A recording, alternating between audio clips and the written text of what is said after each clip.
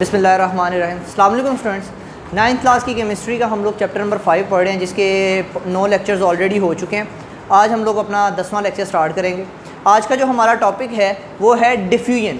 Diffusion हम लोगों ने पहले भी पढ़ा है, लेकिन वो हम लोगों ने गैसेस की प्रॉपर्टीज़ के अंदर पढ़ा था। अब ये लिक्विड्स की प्रॉपर्टी है, दोनों, यानी ये गैसेस और लिक्विड दोनों की प्रॉपर्टी है। लेकिन गैसेस के अंदर डिफ्यूजन का अमल जो है वो थोड़ा सा तेज़ होता है, लेकिन और जो लिक्विड्स होते हैं उनके अंदर जो डिफ्यूजन का अमल है वो स्लो होता है, लेकिन प्रोसेस तकरीबन एक जैसा ही है। जो गैसेस होती हैं उनमें भी मॉलिक्यूल्स जो हैं वो ज़्यादा कंसंट्रेशन वाले इलाके से कम कंसंट्रेशन वाले इलाके की तरफ आते हैं और एक होमोजीनियस मिक्सचर बनाते हैं। जो लिक्विड्स हैं इनके अंदर भी ऐसा ही है, जो मॉलिक्यूल्स हैं वो ज़्यादा कंसंट्रेशन वाले इलाके से कम कंसंट्रेशन वाले इलाके की तरफ मूव कर रहे होते हैं और एक होमोजीनियस मिक्सचर बनाते हैं। होमोजीनियस मिक्सचर मैंने आपको पहले भी एक्सप्लेन किया था क्या होता है। होमोजीनियस मिक्सचर एक ऐसा मिक्सचर होता है जिसमें जो मिक्सचर के अज्जा की कंसंट्रेशन है या कंपोनेंट्स जो होते हैं उनके वो हर जगह पर एक जैसे होते हैं। एक एग्जाम्पल लेते हैं, उसके ज़रिए मैं आप लोगों को एक्सप्लेन करता हूँ। आप एक पानी का एक गिलास लें, यहाँ तक आप लोगों ने उसके अंदर पानी भरा हुआ है। अब इसके अंदर 3 से 4 कतरे इंक या स्याही जो होती है उसके इसके अंदर डालें। कुछ देर के बाद आप देखेंगे कि ये स्याही के कतरे पूरे पानी के गिलास के अंदर फैल गए हैं, ठीक है। फिर आप ऐसा नहीं कह सकते कि यहाँ पर स्याही ज़्यादा है और यहाँ पर स्याही कम है, ऐसा बिल्कुल नहीं होगा, क्योंकि हम लोग ऐसा कह ही नहीं सकते। हर जगह पर स्याही की मिकदार जो है वो क्या होती है, यकसां। तो इसे हम लोग कहते हैं होमोजीनियस मिक्सचर, और इस पूरे प्रोसेस को हम लोग क्या कहते हैं, डिफ्यूजन। यानी पूरे जो स्याही के कतरे हैं वो पूरे ग्लास के अंदर फैल गए हैं। पहले इसकी कंसंट्रेशन यहाँ पर ज़्यादा थी, ये ज़्यादा कंसंट्रेशन से कम कंसंट्रेशन वाले इलाकों की तरफ मूव करना शुरू करती है और आहिस्ता आहिस्ता पूरे ग्लास के अंदर फैल जाती है। तो इसे हम लोग कहते हैं डिफ्यूजन। तो डिफ्यूजन की डेफिनेशन कुछ इस तरह से है, माया के मॉलिक्यूल्स का ज़्यादा कंसंट्रेशन वाले इलाके से कम कंसंट्रेशन वाले इलाके की तरफ मूव करना और एक क्या बनाना, होमोजीनियस मिक्सचर बनाना, उसे क्या कहते हैं, डिफ्यूजन। अब डिफ्यूजन पर कुछ फैक्टर्स हैं जो इफ़ेक्ट करते हैं, उन फैक्टर्स के बारे में पढ़ेंगे। सबसे पहला फैक्टर जो डिफ्यूजन को क्या करता है, इफ़ेक्ट करता है, वो है हमारे पास इंटर मॉलिक्यूलर फोर्सेस।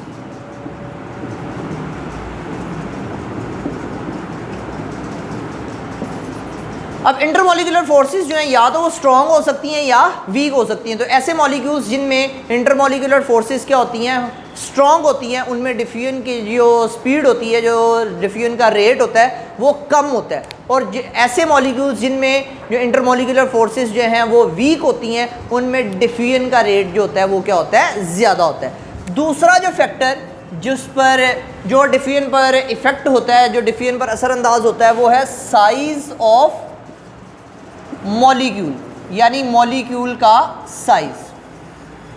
तो मॉलिक्यूल का साइज, या तो मॉलिक्यूल का साइज बड़ा होगा या मॉलिक्यूल का साइज छोटा होगा।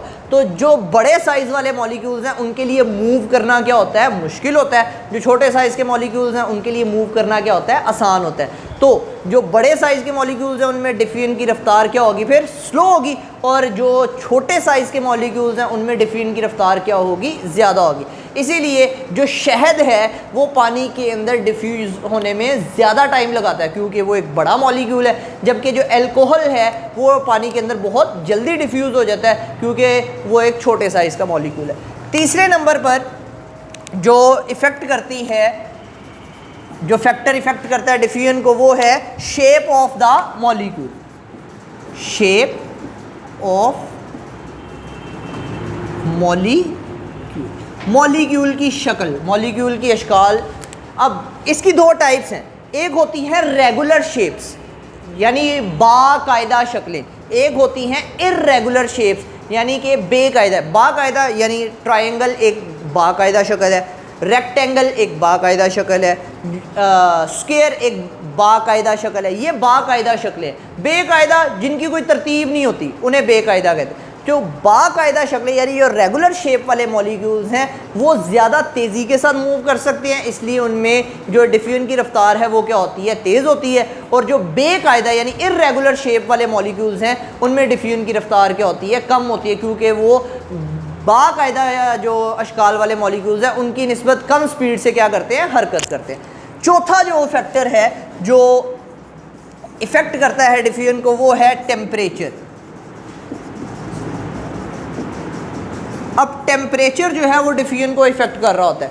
जितना टेम्परेचर ज़्यादा करते जाएंगे उतना ही इंटरमोलिकुलर फोर्सेस क्या होती जाएंगी, कमज़ोर होती जाएंगी, और डिफ्यूजन की रफ्तार क्या होती जाएगी, ज़्यादा होती जाएगी। तो ये था डिफ्यूजन। अब नेक्स्ट टॉपिक जो है हमारा वो है डेंसिटी। अब हम लोग डेंसिटी के बारे में पढ़ेंगे कि डेंसिटी क्या है।